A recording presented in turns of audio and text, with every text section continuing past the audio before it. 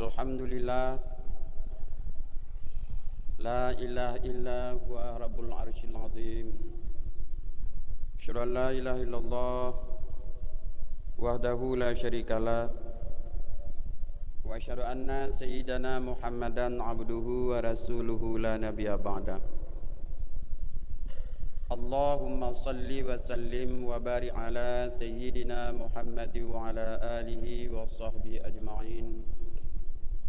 Amma ba'du, fa ya ayuhan nas ittaqullah haqqa tuqatih wa la tamutunna illa wa antum muslimun. Qala Allah subhanahu wa ta'ala fil Qur'anil Karim, Bismillahirrahmanirrahim. Wal yakhshal ladina law taraku min khalfihim dzurriyyatan dhi'afa khafu 'alaihim falyattaqullah wal yaqulu qawlan sadida. Shadaqallahul azim. Pertama sekali marilah sama-sama kita panjatkan puji serta syukur atas kehadirat Allah Subhanahu wa taala. Allah yang telah melimpahkan rahmat karunia-Nya kepada kita semua, sehingga pada hari yang mulia ini kita masih dapat melaksanakan kewajiban kita kepada Allah Subhanahu wa taala, yaitu melaksanakan salat Jumat secara berjamaah. Kemudian salawat dan salam atas junjungan alam Nabi kita Nabi Muhammad sallallahu alaihi wasallam. Salawat dan salam kepada ahli keluarga, para sahabat, tabi'in, tabi'in, ulama mutaqaddimin dan ulama yang mutakhirin, serta ulama yang mu'tabar di sisi Allah Subhanahu wa taala. Yang kami muliakan, kami hormati guru-guru kami, abu-abu, tengku-tengku, ustaz-ustaz yang dimuliakan oleh Allah Subhanahu wa taala. Yang kami muliakan Tengku Imam Syekh, Khatib Bilal, khadam masjid, serta seluruh pengurus masjid. Dan juga yang kami muliakan, kami hormati kepada jamaah Jumat, bapak-bapak yang dirahmati oleh Allah Subhanahu wa taala. Sebelum kita masuki 5 daripada 2 rukun al-khutbah, khatib memberikan mau'izah singkat, terutama sekali agar berguna untuk pribadi khatib sendiri dan juga terhadap sidang jamaah Jumat yang dirahmati oleh Allah Subhanahu wa taala. Sebelumnya khatib minta maaf di mana penyampaian yang salah, bacaan yang tidak sesuai itu adalah kekurangan daripada pribadi khatib sendiri. Sidang jamaah Jumat yang dirahmati oleh Allah, khatib berwasiat, marilah sama-sama kita tingkatkan ketakwaan kita kepada Allah dengan melaksanakan perintahnya, menjauhi yang dilarang oleh Allah Subhanahu wa taala, mengikuti sunnah Rasulullah sallallahu alaihi wasallam, mengikuti para ulama-ulama yang diwariskan oleh Rasulullah sallallahu alaihi wasallam di atas permukaan bumi yang panah ini, agar selamat, sentosa, sejahtera hidup kita mulai daripada dunia ini sampai kelak yaumil qiyamah. Sidang Jumat yang dirahmati oleh Allah, adapun tema khutbah pada hari yang berbahagia ini yaitu menciptakan generasi Islam yang potensial, yang sejahtera, yang berkualitas, sehingga generasi Islam yang akan datang menjadi generasi Islam yang benar-benar berpegang teguh kepada Al-Quran, berpegang teguh kepada sunnah Rasulullah sallallahu alaihi wasallam. Sidang jamaah Jumat yang dirahmati oleh Allah, sudah kita ketahui bersama dan kita rasakan bersama, saat zaman sekarang ini, zaman modern, ada yang menyebutkan zaman era globalisasi, zaman informasi, teknologi dan lain sebagainya. Yang nama tersebut tidaklah suatu kepentingan, tetapi yang kita rasakan sekarang ini, dan juga generasi muda Islam yang merasakan, apakah sudah siap untuk berbuat ibadah kepada Allah Subhanahu wa taala di dalam masa keadaan sekarang ini yang penuh dengan macam godaan dan juga kelakuan yang tidak sesuai dengan syariah. Maka Allah Subhanahu wa taala mengingatkan kepada kita semuanya di dalam Al-Qur'an surat An-Nisa ayat yang ke-9. Allah berkata, wal yakhshal ladina law taraku min khalfihim dzurriyyatan dhi'afa khafu alaihim. Allah berkata, dan hendaklah kamu takut, kamu khawatir, kamu bimbang terhadap anak-anakmu, generasimu yang kau tinggalkan. Mereka itu berada di dalam keadaan lemah. Falyattaqullah, maka bertakwalah kepada Allah Subhanahu wa taala.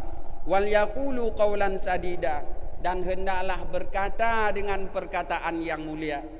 Berkata dengan perkataan yang baik, berkata dengan perkataan yang benar. Dari ayat Allah Subhanahu wa taala yang telah kita bacakan, apa yang maksud di sana? Apa yang maksud di dalam ayat ini? Hendaklah kamu khawatir, kamu takut akan keturunan-keturunanmu yang lemah. Makna lemah di situ adalah lemah imannya, lemah Islamnya, lemah fisiknya, lemah akhlaknya, dan juga lemah di sisi pergaulan secara Islam.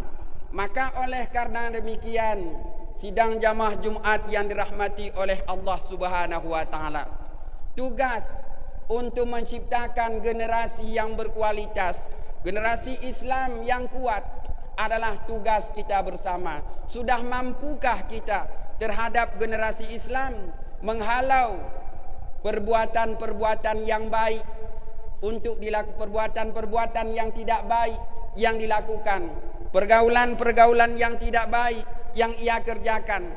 Itu adalah tanggung jawab oleh kita semuanya, terutama orang tua di segi mendidik anak-anaknya. Kenapa lemah para pemuda? Kenapa lemah generasi Islam masa sekarang? Karena kurang kepedulian orang tua terhadap anak-anaknya, kurang pendidikan orang tua di segi agama terhadap anak-anaknya, sehingga anak-anaknya terjerumus di dalam kemaksiatan, anak-anaknya terjerumus di dalam pergaulan yang bebas, anak-anaknya berbuat seenaknya, perbuatan yang tidak diridai oleh Allah Subhanahu wa taala. Padahal Allah mengingatkan kepada kita semuanya sebagai tanggung jawab kita sebagai pemimpin. Apa kata Allah Subhanahu wa taala? Ya ayyuhalladzina amanu qu anfusakum wa ahlikum nara. Wahai orang-orang yang beriman, kata Allah, jagalah dirimu, jagalah keluargamu daripada siksa api neraka. Sidang jamaah Jumat yang dirahmati oleh Allah Subhanahu wa taala. Oleh karena demikian, kita yang memimpin, kita yang menciptakan generasi Islam yang akan datang, dan juga sekarang ini maknanya generasi Islam yang berkualitas, generasi Islam yang kuat ekonominya, kuat fisiknya, kuat akhlaknya, kuat iman dan Islamnya di dalam dada. Itu tergantung kepada kedua orang tuanya. Sidang jamaah Jumat yang dirahmati oleh Allah Subhanahu wa taala, karena orang tua tersebut, yang memimpin tersebut akan dipertanggungjawabkan kelak di yaumil qiyamah oleh Allah Subhanahu wa taala. Kullukum ra'in wa kullukum mas'ulin an ra'iyatihi. Tiap-tiap kamu pemimpin, kata Rasulullah sallallahu alaihi wasallam, dan tiap-tiap pemimpin itu akan diminta pertanggungjawabannya terhadap yang dipimpin. Maka kelak Allah berhujjah kepada kita semuanya, berhujjah kepada orang tua. Bagaimana generasi Islam, bagaimana pendidikan Islam terutama terhadap anak-anak, terhadap yang kita pimpin? Apakah sudah penuh tanggung jawab kita terhadap anak-anak kita? Apakah sudah penuh tanggung jawab kita terhadap generasi-generasi Islam agar berkualitas, agar kuat imannya, kokoh Islamnya di dalam dada dan kuat keyakinannya kepada Allah Subhanahu wa taala. Sidang jamaah Jumat yang dirahmati oleh Allah, agar generasi Islam berkualitas dengan cara yang pertama sekali kita tanamkan di dalam pikirannya ilmu agama. Maka dengan ilmu agama, keyakinan seseorang, ketakwaan seseorang akan bertambah, akan giat dan akan yakin yang bahwa dia diciptakan oleh Allah Subhanahu wa taala dan kelak kembali kepada Allah. Allah Khalik, kita makhluk, maka kita beribadah kepada Allah, patuh dan tunduk imtisalan di atas perintah Allah Subhanahu wa taala. Kenapa demikian? Karena ilmu agama tertanam di dalam dada. Kita mengaku sebagai hamba dan Allah sebagai Khalik, Maha Pencipta. Kemudian yang kedua, sidang jamaah Jumat yang dirahmati oleh Allah Subhanahu wa taala, menanamkan akhlak, mendidik akhlak agar anak tersebut bersifat dengan sopan santun, terutama dengan Allah Subhanahu wa taala, dengan Rasulullah sallallahu alaihi wasallam, dengan kedua orang tuanya, dan juga di sisi pergaulannya sehari-hari, baik dengan temannya yang sebaya, teman yang di atasnya, dan juga terhadap orang-orang tua yang lebih di atas daripadanya. Kita lihat untuk masa sekarang ini, bagaimana pergaulan anak-anak kita di segi menghormati orang tua sangatlah jauh. Kenapa? Minimnya ilmu agama, minimnya akhlakul karimah yang ditanam oleh orang tua di dalam dada anak tersebut, sehingga anak tidak ada adab. Walaupun ada ilmu, yang namun bila tidak ada adab, maka ilmu tersebut sia-sia. Kenapa demikian? Rasulullah sallallahu alaihi wasallam menyebutkan, Sayyidina Ali bertutur kata, al-adabul fawqal ilmi, adab sopan santun itu di atas ilmu. Untuk apa banyak ilmu bila adab tidak ada terhadap orang tuanya, bila adab tidak ada terhadap gurunya, bila adab tidak ada terhadap sesama manusia. Kemudian yang ketiga, sidang jamaah Jumat yang dirahmati oleh Allah Subhanahu wa taala, menanamkan sifat rasa syukur terhadap anak-anak generasi Islam, baik sekarang dan yang akan datang.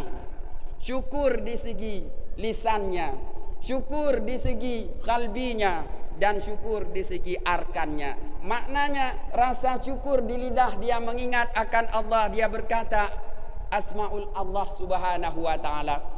Syukur di hatinya dia mengingat rezeki yang diberikan semata-mata hanyalah daripada Allah Subhanahu wa taala.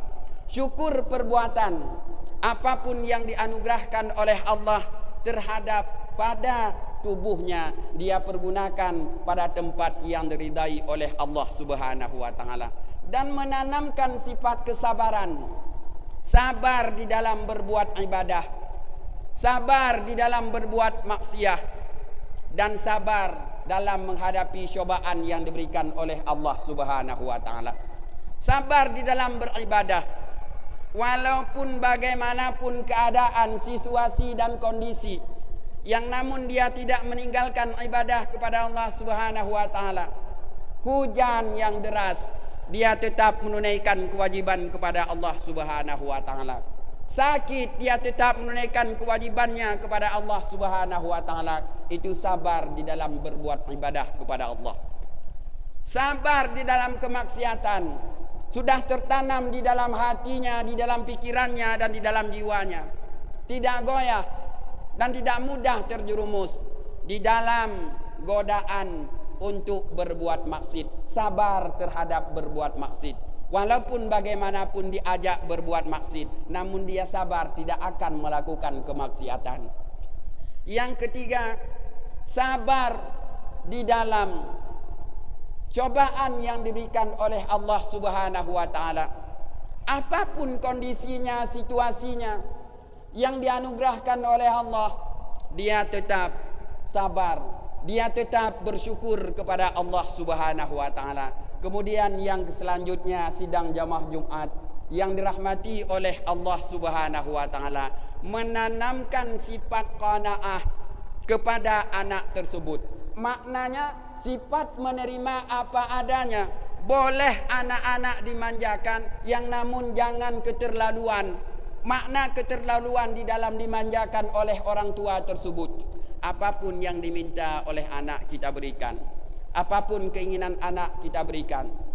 Tetapi keinginan anak untuk tidak berbuat ibadah kepada Allah Subhanahu wa taala, itu yang kita cegah, itu yang kita halau, agar anak dari dini, masa sekarang, masa generasi Islam yang akan datang, yang generasi Islam biar menggapai kesejahteraan, generasi Islam yang kuat untuk mau beribadah kepada Allah Subhanahu wa taala.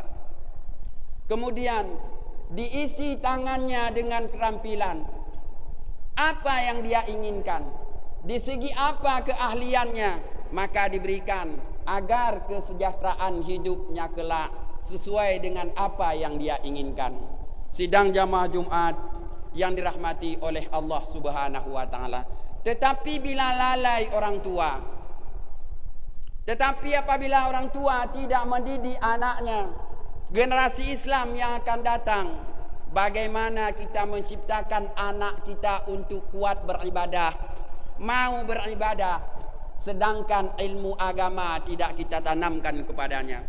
Sedangkan ilmu keimanan, ketakwaan kepada Allah Subhanahu wa taala, maknanya tauhid, tidak kita tanamkan di dalam hatinya. Bagaimana dia melakukan ibadah, ilmu syariah tidak kita ajarkan kepadanya. Bagaimana dia beradab, ilmu tasawuf tidak kita ajarkan juga kepadanya. Sidang jamaah Jumat yang dirahmati oleh Allah Subhanahu wa taala, maka tergantung kepada orang tua, tergantung kepada pemimpin, bagaimana pemimpin tersebut mendidik, mengajarkan generasi Islam yang akan datang, generasi Islam yang kuat, generasi Islam yang sejahtera, generasi Islam yang kuat ekonominya, kemudian teguh iman pendiriannya kepada Allah Subhanahu wa taala. Walaupun kita banyak beribadah kepada Allah, di dalam satu riwayat, seorang daripada bapak daripada anak, ibadahnya yakin, salat wajibnya, salat sunatnya, puasa wajibnya, puasa sunatnya, zakatnya, infaknya, sedekahnya, zikirnya dan lain sebagainya. Tetapi di ketika di mahkamah Allah Subhanahu wa taala, perbuatan orang tua tersebut sia-sia, maka Allah berhujjah kepadanya, memanggil akan anak-anaknya.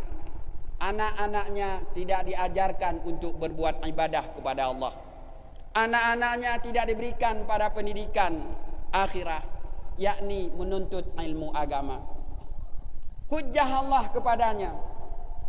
Bahkan dia dilaqab, digelar dengan nama abid, orang yang beribadah kepada Allah Subhanahu wa taala. Di ketika dihisab oleh Allah, orang tua tersebut sangat banyak ibadahnya, sehingga ibadahnya bercahaya, malaikat kagum semuanya kepadanya.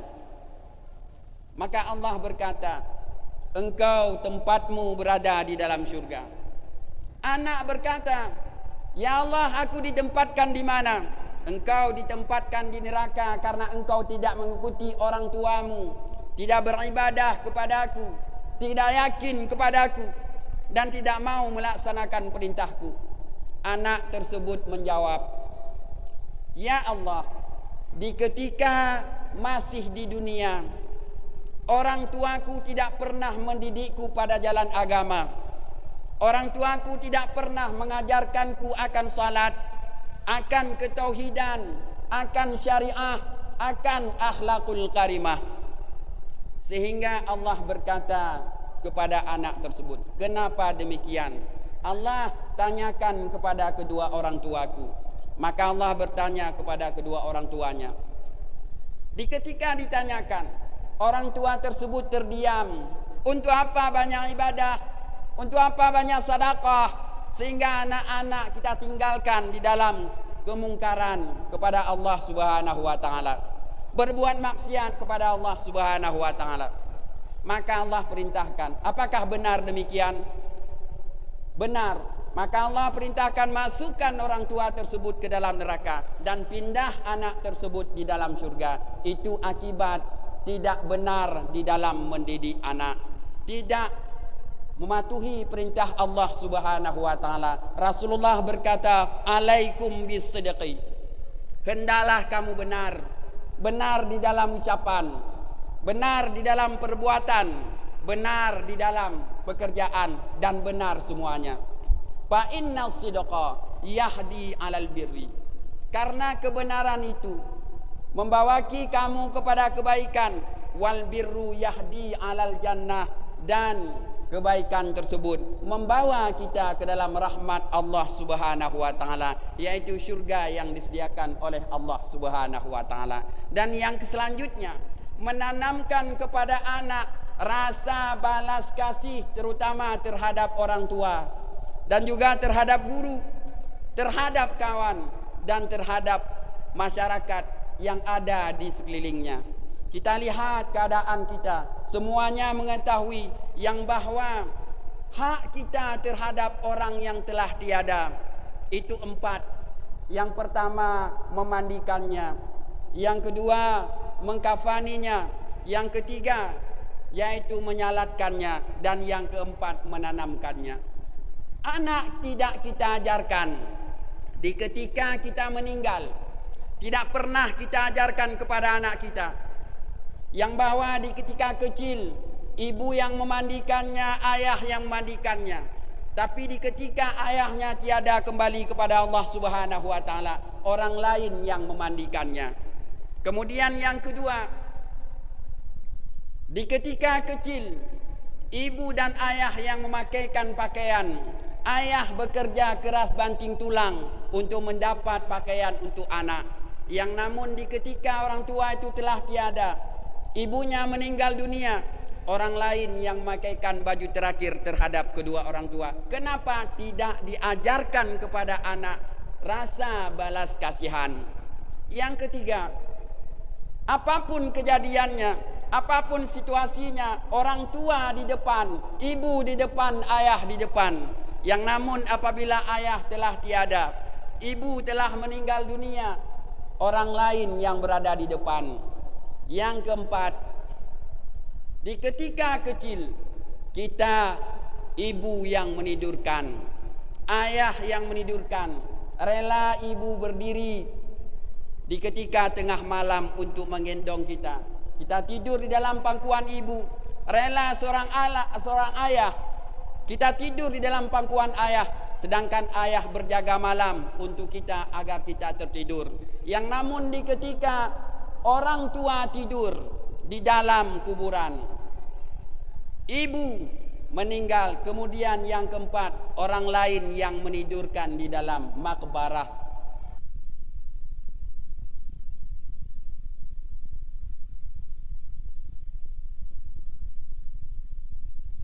Tidak mengajarkan kepada kita rasa balas kasihan terhadap keduanya. Sidang jamaah Jumat yang dirahmati oleh Allah Subhanahu wa taala. Alhasil kesimpulan, Allah Subhanahu wa taala mengingatkan kepada kita semuanya. Allah berkata, dan hendaklah takut kita kepada Allah Subhanahu wa taala. Takut yang bagaimana? Anak-anak generasi keturunan kita yang kita tinggalkan di dalam keadaan lemah. Lemah imannya, lemah Islamnya, lemah budi pekertinya, dan juga lemah ekonomi dan fisiknya, juga keterampilannya.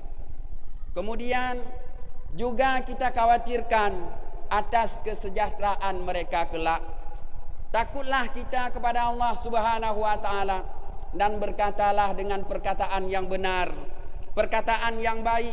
Kita tanamkan pada generasi Islam perkataan yang baik, ilmu agama, ilmu ketauhidan, ilmu syariah, dan ilmu akhlak, yakni budi pekerti. Maka dengan demikian generasi Islam yang akan datang akan kuat. Generasi Islam yang akan datang akan sejahtera diberikan oleh Allah Subhanahu wa taala. Kita tanamkan kepada generasi Islam tersebut rasa syukur di dalam dada, syukur di lisannya, syukur di hatinya, dan syukur perbuatannya. Sifat sabar kita tanamkan, sabar dalam berbuah ibadah, sabar dalam menghadapi kemaksiatan, dan sabar atas bala yang diberikan oleh Allah Subhanahu wa taala. Kita tanamkan sifat qanaah, maknanya sifat menerima apa adanya dan rasa syukur kepada Allah Subhanahu wa taala. Amin amin ya rabbal alamin. Mudah-mudahan ada manfaatnya terutama untuk pribadi khatib sendiri dan juga terhadap kaum muslimin sidang jamaah Jumat yang dirahmati oleh Allah Subhanahu wa taala pada hari yang mulia ini. Alhamdulillah. أشهد أن لا إله إلا الله وحده لا شريك له وأشهد أن سيدنا محمدا عبده ورسوله لا نبي بعده اللهم صل وسلم وبارك على سيدنا محمد وعلى آله وصحبه أجمعين أما بعد فيا عباد الله اتقوا الله حق تقاته ولا تموتن إلا وأنتم مسلمون قال الله سبحانه وتعالى في القرآن الكريم بسم الله الرحمن الرحيم وليخشى الذين لو تركوا من خلفهم ذرية ضعافا خافوا عليهم فليتقوا الله وليقولوا قولا سديدا بارك الله لكم في القرآن الكريم ونفعني وإياكم بما فيه من الآيات وذكر الحكيم وتقبل مني ومنكم تلاوته إنه السميع العليم.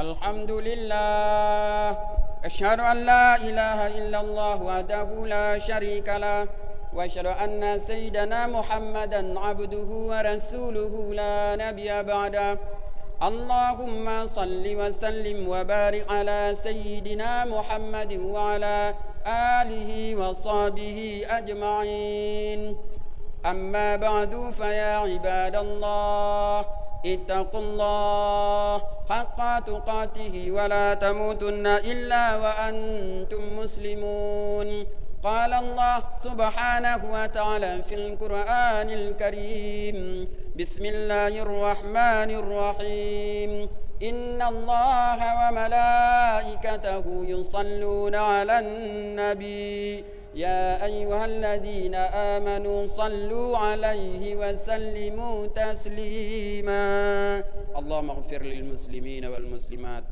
والمؤمنين والمؤمنات الأحياء منهم والأموات وتابع بيننا وبينهم بالخيرات رب اغفر وارحم وأنت خير الراحمين ولا حول ولا قوة إلا بالله العلي العظيم ربنا ظلمنا أنفسنا وإن لم تغفر لنا وترحمنا لنكونن من الخاسرين ربنا آتنا في الدنيا حسنة وفي الآخرة حسنة وقنا عذاب النار عباد الله ولذكر الله أكبر